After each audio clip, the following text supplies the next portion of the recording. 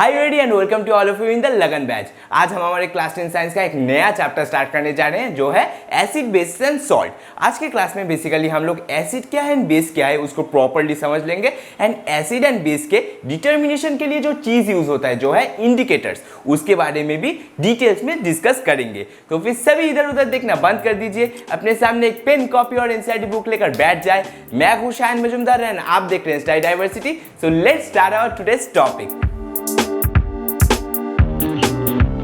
तो भी चलिए हमारा आज का लेक्चर स्टार्ट कर लेते हैं। तो फिर सभी हेडिंग दे लीजिए एसिड बेसिस एंड सॉल्ट।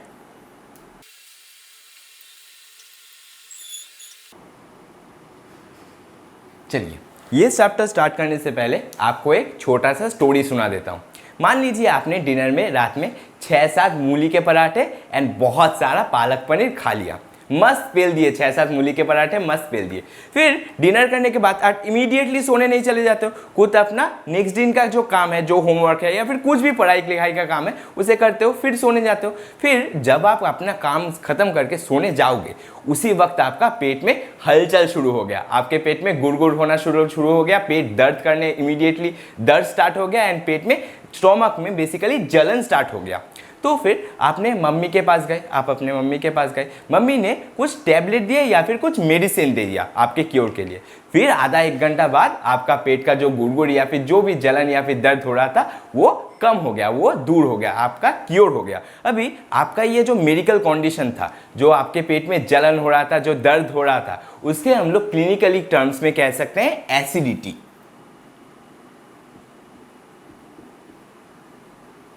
उसे हम लोग क्लिनिकली एसिडिटी कहते हैं। अभी एसिडिटी क्यों होता है? एसिडिटी बेसिकली ओवर ईटिंग के कारण में या फिर ऐसा फूड आपने खा लिया जो डिफिकल्ट टू डाइजेस्ट है, the food which is difficult to digest causes acidity. ये हर एक एज ग्रुप में बहुत कॉमन है, आपको भी हो सकता है, मुझे भी हो सकता है, या हमारे मम्मी पापा को भी हो सकता है, ये कोई नॉर्मल बात है पूरा। अभी आपके मम्मी ने जो आपको मेडिसिन दिया, आपके मम्मी ने आपके क्योर के लिए जो आपको मेडिसिन दिया, वो उसका उस मेडिसिन में मेनली क्या था? वो मेडिसिन मेनली कौन से टाइप ऑफ मेडिसिन में पड़ता है? वो मेडिसिन मेनली पड़ता है एंटासिड। वो मेडिसिन मेनली है एंटासिड। अभी आप सोच के बताइए, आपके पेट में एसिडिटी हो रहा था, मतलब स्टोमक में जो कंडीशन है वो एसिडिक कंडीशन है। अभी उसके क्योर के लिए आपके मम्मी ने एंटासिड दिया, तो फिर एंटासिड का कॉम्पोजिशन क्या होगा? तो फिर एंटासिड का कॉम्पोजिशन क्या होगा? सोच के बताइए। अगर मान लीजिए एंटासिड का जो कॉम्पोजिशन है वो एसिडिक हो गया, सपोज हम मान लेते हैं एंटासिड का कॉम्पोजिशन जो है वो एसिडिक हो गया, तो फिर एसिडिक होने से क्या होगा? आप अच्छी तरह से सोच लीजिए, आपके स्टोमक में पहले से ही एक एसिडिक कंडीशन तैयार हुआ है, एक एसिडिक कंडीशन बना हुआ है, उसके ऊपर आप अगर फिर से एसिड डाल दो तो फिर आपका राम नाम सत्य होने में या फिर ऊपर वाले के पास जाने में आपको ज्यादा समय नहीं लगेगा। पर जो एंटासिड का रियल कॉम्पोजिशन होता है that is basic, that is basic.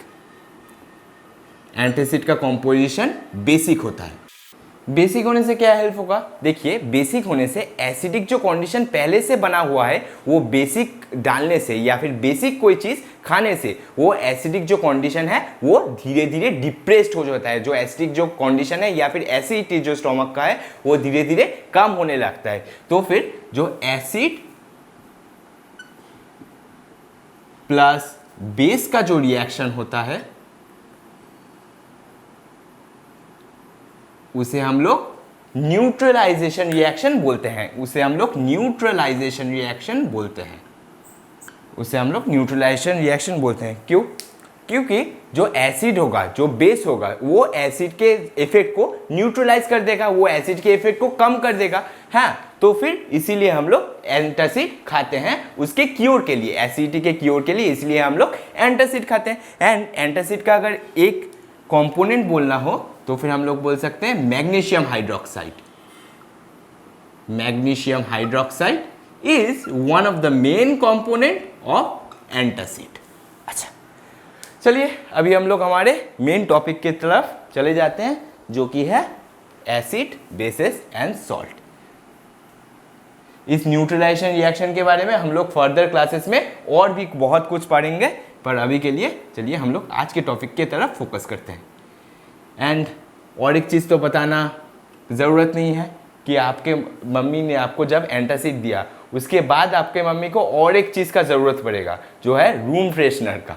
क्यों ज़रूरत पड़ेगा आप समझ ही लीजिए, आपके मम्मी को फिर रूम फ्रेशनर का भी ज़रूरत पड़ जाएगा। अच्छा चलिए हम लोग अभी एसिड का डिफिनेशन समझ लेते हैं। एसिड एग्जैक्टली है क्या, मतलब हम अगर किसी भी सब्सटेंस को बोलेंगे कि वो पर्टिकुलर सब्सटेंस एसिड है, तो फिर एसिड बेसिकली है क्या। Acid are the substance that are soured in taste. जो चीज़ें या फिर जो सब्सटेंस, केमिकल सब्सटेंस टेस्ट करने में शावर्ड होंगे, टेस्ट करने में खट्टे होंगे, उन्हें हम लोग एसिड डिक्लेयर कर सकते हैं। एंड और एक क्राइटेरिया है एसिड डिक्लेरेशन का कि जो सब्सटेंस या फिर जो केमिकल्स ब्लू लिटमस को रेड में कन्वर्ट करवा दे, ब्लू लिटमस को रेड में कन्वर्ट करवा दे, उन्हें भी हम लोग एसिड बोल सकते हैं। चलिए लिख लेते हैं। Acids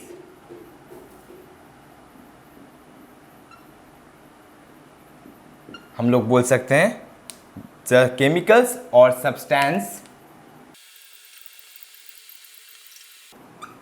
which are showered in taste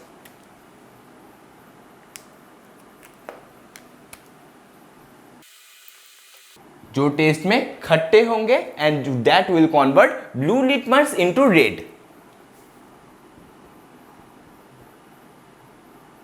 convert blue litmus into red are known as acid.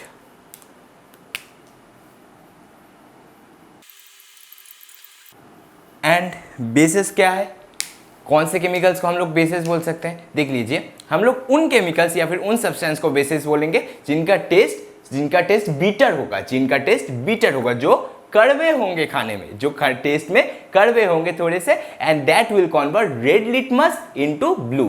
The substance that will convert red litmus into blue and that will be bitter in taste are known as basis.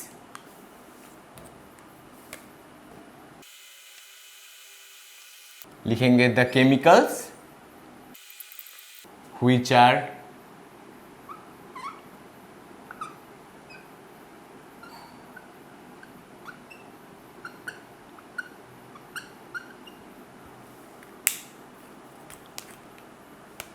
bitter in taste and will convert red litmus into blue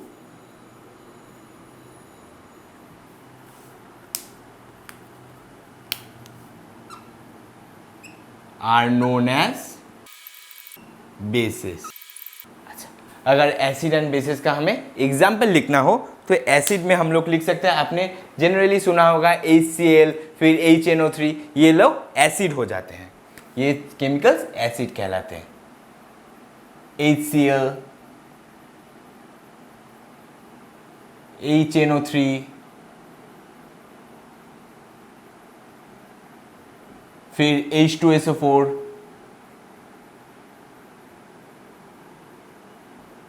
sulphuric acid, ये सब चीज़ें हमारे acid में categorised कर सकते हैं। And bases के example में हम लोग लिख सकते हैं NaOH that is sodium hydroxide, फिर KOH पोटेशियम हाइड्रोक्साइड, NaOH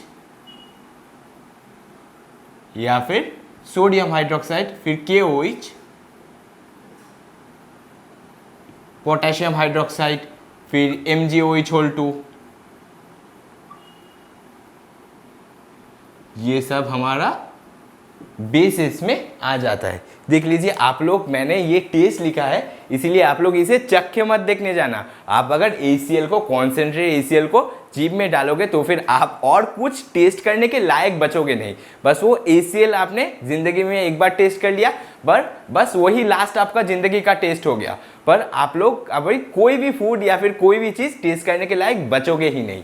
तो फिर चलिए अभी हम लोग और एक हमारे नेक्स्ट चीज़ में चले जाते हैं, जो है इंडिकेटर। इंडिकेटर क्या है, देखिए जो पर्टिकुलर सब्सटेंस, हमने एसिड और बेस पढ़ लिया, अभी जो particular substance acid and base के डिटर्मिनेशन में हेल्प करे, जो पर्टिकुलर सब्सटेंस या फिर केमिकल्स एसिड एंड बेस के डिटर्मिनेशन में हेल्प करे, उन्हें हम लोग इंडिकेटर बोल देंगे।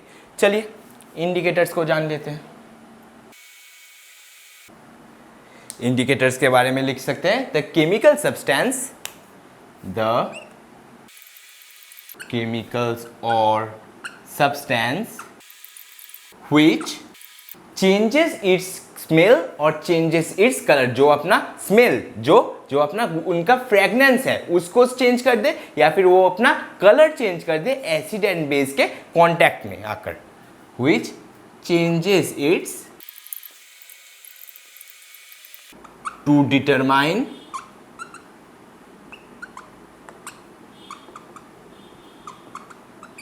whether the substance is acidic or basic। whether basic are known as indicators।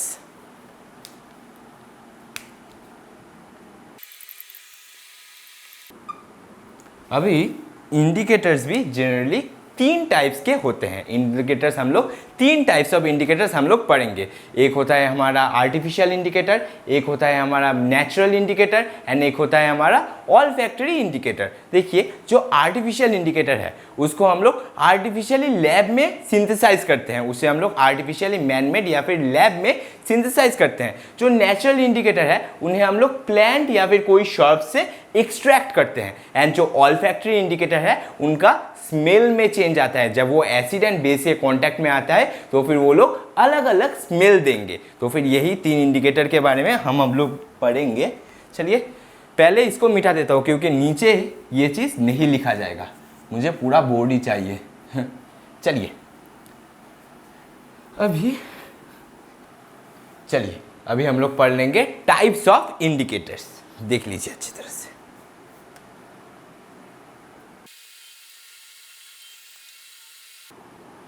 Indicators को मेनली हम लोग 3 टाइप में क्लासिफाई करेंगे। मैंने अभी आपको बोला, एक पढ़ेंगे हम लोग नेचुरल इंडिकेटर्स, फिर हम लोग पढ़ेंगे आर्टिफिशियल या फिर सिंथेटिक इंडिकेटर,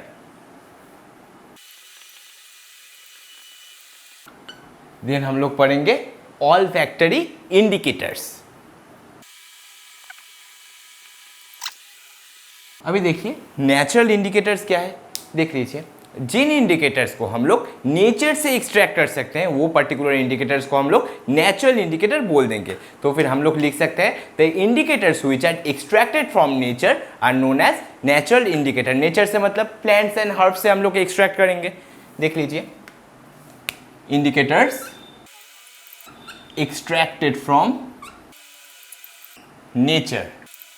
नेचर कौन कौन से सोर्स से? प्लांट्स या फिर कोई भी हर्ब्स से हम लोग एक्सट्रैक्ट करेंगे। प्लांट्स या फिर herbs are known as natural indicator. Artificial या फिर सिंथेटिक इंडिकेटर कौन कौन सा होगा? क्या आर्टिफिशियल या फिर सिंथेटिक इंडिकेटर हम लोग उस पर्टिकुलर इंडिकेटर को बोलेंगे जो हम लोग आर्टिफिशियली लेबोरेटरी में बनाते हैं, जो हम लोग आर्टिफिशियली लेबोरेटरी में बनाएंगे। तो फिर हम लोग लिखेंगे the indicators which are prepared in labs। The indicator which are prepared in labs manually are known as artificial या फिर synthetic indicator। Indicators which are prepared in lab artificially are known as artificial या फिर synthetic indicator। olfactory indicator मतलब देखिए olfactory word का मतलब क्या है? जो olfactory word है, olfactory word का मतलब क्या है? olfactory है sense of smell। Olfactory word का मतलब है सेंस ऑफ स्मेल करवाना। तो फिर जो इंडिकेटर हमें स्मेल के द्वारा या फिर स्मेल के माध्यम से एसिड एंड बेस के डिटर्मिनेशन में हेल्प करे वो पर्टिकुलर इंडिकेटर को हम लोग ऑल्फैक्टरी इंडिकेटर बोल देंगे।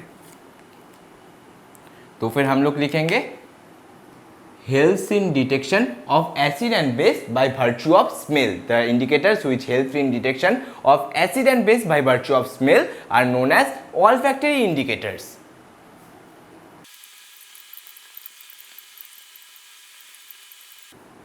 is known as olfactory indicators। चलिए अभी हम लोग natural indicator, olfactory indicator and artificial and synthetic indicators के टाइप्स को या फिर एग्जांपल्स को भी पढ़ेंगे। चलिए पहले हम लोग नेचुरल इंडिकेटर्स में लिख सकते हैं या फिर नेचुरल इंडिकेटर्स का पहला एग्जांपल हमारा हो जाएगा लिटमस, जो मैंने अभी आपको एसिड एंड बेस के डेफिनेशन में ही बताया, वो ही एक नेचुरल इंडिकेटर का एग्जाम्पल है। देख लीजिए litmus is a natural indicator. अभी लिटमस एसिड के कांटेक्ट में आने से क्या कलर देगा, देख लीजिए अच्छी तरह से। लिटमस जब एसिड के कांटेक्ट में आएगा तो वो ब्लू लिटमस को रेड में कन्वर्ट करवा देगा, एंड जब वो बेस के कन्वर्ट या फिर कांटेक्ट में आएगा तो वो रेड लिटमस को ब्लू में कन्वर्ट करवा देगा। मैं और एक बार अच्छी तरह से रिपीट कर देता हूँ, आप अच्छे तरह से कान खोल के सुन लीजिए, फुल अटेंशन चाहिए मुझे, अच्छे तरह से सुन लीजिए। जब लिटमस पेपर को हम लोग एसिडिक सॉल्यूशन में डालेंगे तो वो ब्लू लिटमस को रेड में कन्वर्ट करवा देगा, एंड जब वो हम लोग उसे बेसिक सॉल्यूशन में डालेंगे तो वो रेड लिटमस को ब्लू में कन्वर्ट करवा देगा। चलिए, जब वो एसिडिक सॉल्यूशन में डालेंगे हम उसे, then it will convert blue litmus into red, and जब हम लोग बेसिक सॉल्यूशन में डालेंगे then it will convert red litmus into blue. अच्छा, फिर और एक नेचुरल इंडिकेटर्स का हमारा एग्जाम्पल हो जाएगा टर्मरिक। जो आप लोग घर में टर्मरिक यूज करते हो वही एक नेचुरल इंडिकेटर भी है, देख लीजिए। टर्मरिक हम लोग नेक्स्ट एग्जाम्पल लिख सकते हैं। अच्छा, टर्मरिक का कलर क्या होता है, टर्मरिक का ओरिजिनल कलर क्या होता है? Turmeric is yellowish in colour. तो फिर जब एसिड के कांटेक्ट में आएगा टर्मरिक हमारा, उसका कलर कोई चेंज ही नहीं होता है, उसका कलर इंटैक्ट रहता है, तो फिर उसका येलो कलर येलो ही रहेगा। पर जब बेस के कांटेक्ट में आएगा टर्मरिक, जब बेस के कांटेक्ट में आएगा तो उसका जो येलो कलर है वो पूरा रस्टी रेड में कन्वर्टेड हो जाएगा, वो पूरा डार्क रेड में कन्वर्टेड हो जाएगा। रस्ट का जैसा कलर होता है, रस्ट का जैसा एग्जैक्टली कैसा रेडिश रेडिश कलर होता है, वैसा ही कलर में कन्वर्टेड हो जाएगा बेस के कांटेक्ट में आने में टर्मरिक। तो फिर एसिड के कांटेक्ट में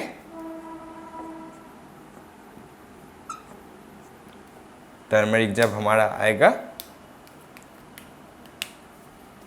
वो अनचेंज्ड रहेगा, पर जब भी ये बेस के कांटेक्ट में आएगा तो फिर इसका कलर चेंज होके हो जाएगा रेडिश, रेडिश कलर में कन्वर्टेड हो जाएगा। अच्छा, फिर हम लोग आ जाते हैं हमारे आर्टिफिशियल इंडिकेटर्स में। आर्टिफिशियल इंडिकेटर्स के हम लोग पहला एग्जांपल लिख सकते हैं methyl orange. Methyl orange is a artificial indicator. अभी मिथाइल ऑरेंज जब एसिड के कांटेक्ट में आएगा तो उसका क्या कलर चेंज होगा? देखिए, मिथाइल ऑरेंज का ओरिजिनल कलर जो है ऑरेंज होता है, तो वो एसिड के जब कांटेक्ट में आएगा तो वो पिंकिश कलर में कन्वर्टेड हो जाएगा, तो उसका कलर पिंक में कन्वर्टेड हो जाएगा। एंड बेस के कांटेक्ट में methyl orange yellow colour present करता है, बेस के कांटेक्ट में येलो कलर प्रेजेंट करेगा, एंड एसिड के कांटेक्ट में मिथाइल ऑरेंज पिंक कलर देगा, पिंकिश कलर देगा, एंड बेस के कांटेक्ट में मिथाइल ऑरेंज हमारा येलो कलर देगा। नेक्स्ट हम लोग आर्टिफिशियल या फिर सिंथेटिक इंडिकेटर में एग्जांपल लिख सकते हैं फेनोफ्थेलिन। देख लीजिए, फेनोफ्थेलिन जो इंडिकेटर है वो कलरलेस होता है, वो ट्रांसपेरेंट होता है, उसका कोई इटसेल्फ कलर नहीं होता। जब हम लोग एसिड के कांटेक्ट में फेनोफ्थेलिन को लाते हैं तो भी उसका कलर कोई चेंज नहीं रहता है, उसका कलर कलरलेस ही होता है, उसका ट्रांसपेरेंट ही कलर रहता है एसिड के कांटेक्ट में। पर जब हम फेनोफ्थेलिन को बेस के कांटेक्ट में लाएंगे तो फिर फेनोफ्थेलिन का कलर पिंकिश में कन्वर्टेड हो जाएगा, तो फिर फेनोफ्थेलिन पिंक कलर देगा। देख लीजिए अच्छी तरह से फेनोफ्थेलिन। नेक्स्ट हम लोग लिखेंगे फेनोफ्थेलिन। फेनोफ्थेलिन का कलर जो होता है वो कलरलेस होता है, कलरलेस या फिर आप लोग बोल सकते हैं ट्रांसपेरेंट होता है। पर जब भी वो एसिड के कांटेक्ट में आएगा उसका कलर कोई भी चेंज नहीं होता है, हम लोग लिखेंगे नो चेंज इन कलर। तो फिर एसिड के कांटेक्ट में फेनोफ्थेलिन कलरलेस का कलरलेस ही रहता है। पर जब हम लोग बेस डालेंगे, जब हम लोग बेस के कांटेक्ट में फेनोफ्थेलिन को लाएंगे तो फिर फेनोफ्थेलिन पिंकिश कलर देगा, पिंक कलर में कन्वर्टेड हो जाएगा। अच्छा, फिर हम लोग ऑल्फैक्टरी इंडिकेटर की तरह मूव ऑन कर लेते हैं। देख लीजिए ऑल्फैक्टरी इंडिकेटर्स का हम लोग एग्जांपल दे सकते हैं। पहले onion, onion is the olfactory indicator. Onion का एसिड एंड बेस में क्या स्मेल में चेंज आता है। देखिए ये ऑल्फैक्टरी इंडिकेटर है तो फिर वे स्मेल के द्वारा एसिड एंड बेस के डिटेक्शन में हेल्प करेगा। तो फिर ऑनियन का क्या स्मेल में चेंज आता है, देख लीजिए जब एसिड के कांटेक्ट में ऑनियन को हम लोग लाते हैं तो फिर उसका स्मेल में कोई चेंज नहीं आता है, वो इटसेल्फ उसका स्मेल जो है वो रिटेन करता है। पर जब बेस के कांटेक्ट में हम लोग ऑनियन को लाएंगे तो उसका स्मेल चला जाएगा, इट लॉसेस इट्स स्मेल। हम लोग लिखेंगे एसिड के कांटेक्ट में जो स्मेल है वो रिटेन करता है, हम लोग लिखेंगे इट रिटेन्स इट्स स्मेल। उसके स्मेल में कोई भी चेंजेस नहीं आएगा। पर जब हम बेस के कांटेक्ट में लाएंगे तो फिर उसका स्मेल जो है वो लूज करेगा, लूजेस इट्स स्मेल। नेक्स्ट हम लोग एग्जांपल में लिख सकते हैं vanilla. Vanilla is also a olfactory indicator. हम लोग लिखेंगे vanilla, vanilla is a olfactory indicator. अच्छा वैनिला का कलर क्या होगा या फिर स्मेल क्या होगा, सॉरी कलर तो चेंज नहीं करेगा, स्मेल क्या होगा देख लीजिए। जब हम लोग एसिड के कांटेक्ट में वैनिला को लाएंगे तो फिर सेम ऑनियन के जैसे it will retain its smell. जब हम लोग बेस के कांटेक्ट में ऑनियन को लाएंगे it will lose its smell, पूरा का पूरा ऑनियन के जैसे।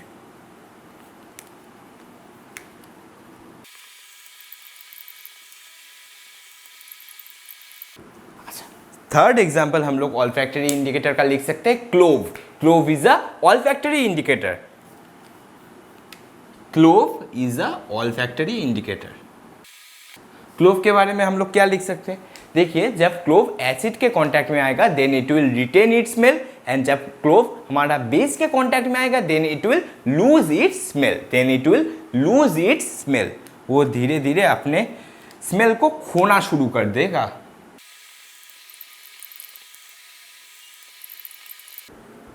Loss it's.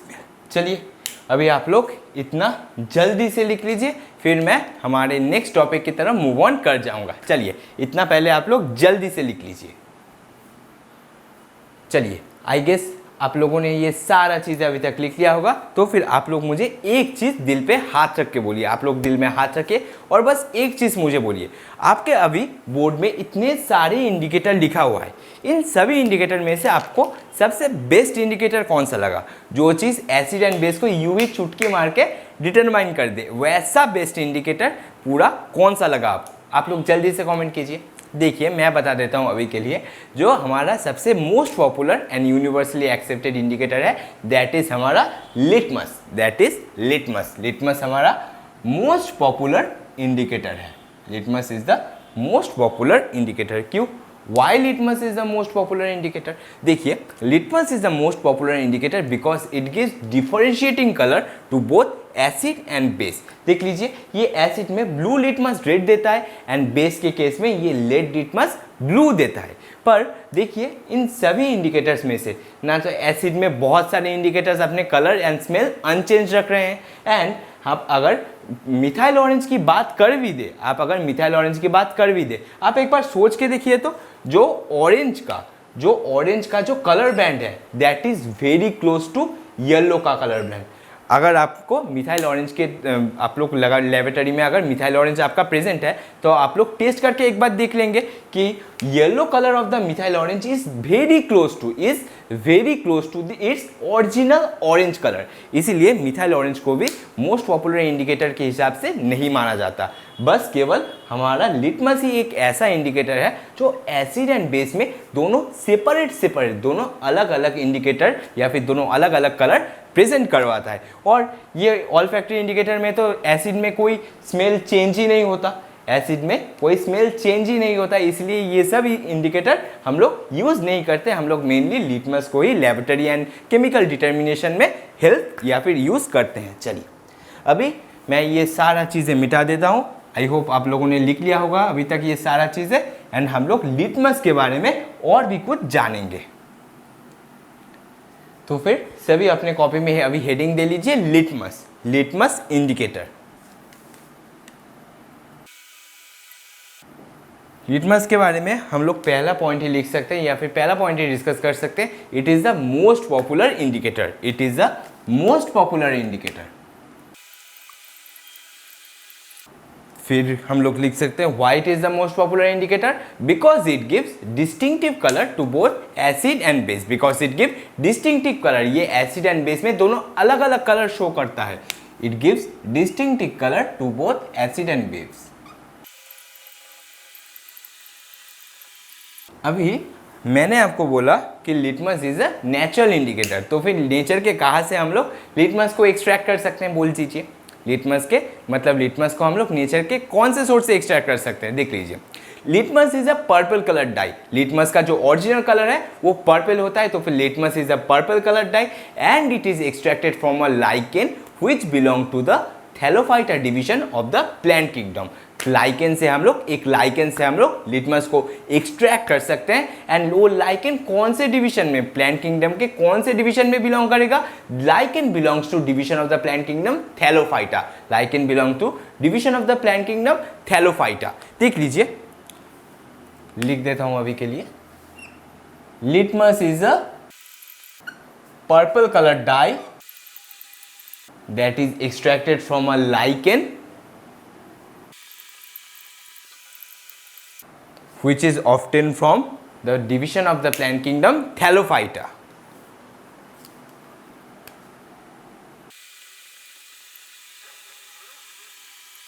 It belong to division Thallophyta. फिर हम लोग बोल सकते हैं जब लिटमस एसिड एंड बेस के कांटेक्ट में आएगा ही नहीं, जब लिटमस एसिड एंड बेस के कांटेक्ट में आएगा ही नॉर्मल कंडीशन में, लिटमस एक पर्पल कलर डाई है। मैंने अभी लिखा है लिटमस का कलर तो फिर पर्पल होता है इन नॉर्मल कंडीशन।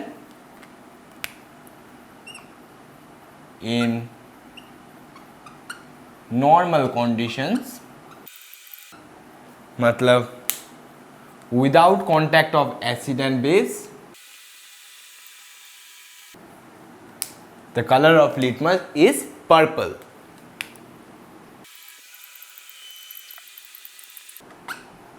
अच्छा, फिर आपके बुक में और भी कुछ नेचुरल इंडिकेटर्स के एग्जाम्पल दिया हुआ है, चलिए उन्हें भी देख लेते हैं।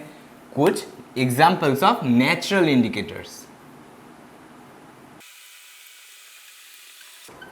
देखिए, नेचुरल इंडिकेटर्स के दो एग्जाम्पल तो आप लोगों ने यूं ही पढ़ रखे हैं, पहले से ही पढ़ रखे हैं, जो एक है लिटमस और एक है टर्मरिक। ये दोनों भी नेचुरल इंडिकेटर ही है।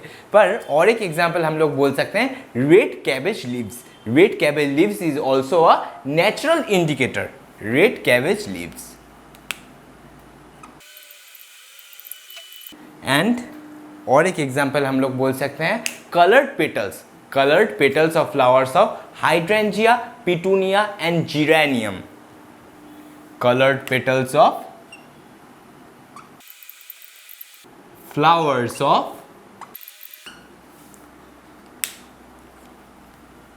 hydrangea, फिर है पिटूनिया, फिर है geranium. These are the colored petals of flower which can act as natural indicator. तो फिर चलिए इतने सारे चीज को आप पहले जल्दी से अभी लिख लीजिए।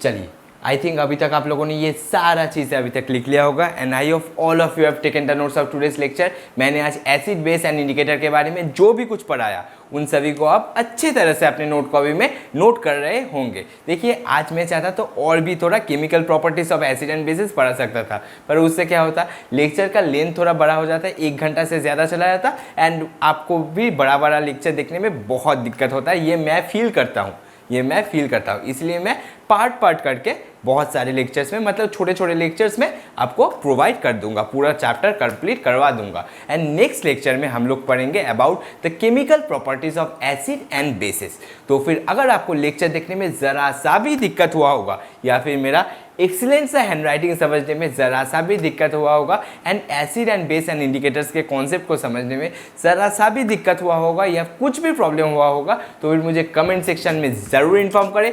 मैं आपके पर्टिकुलर डाउट को, तुम्हारे पर्टिकुलर डाउट को नेक्स्ट वीडियो का जो लास्ट सेक्शन होगा वहाँ पर कवर कर दूंगा। And thanks for attending my lecture.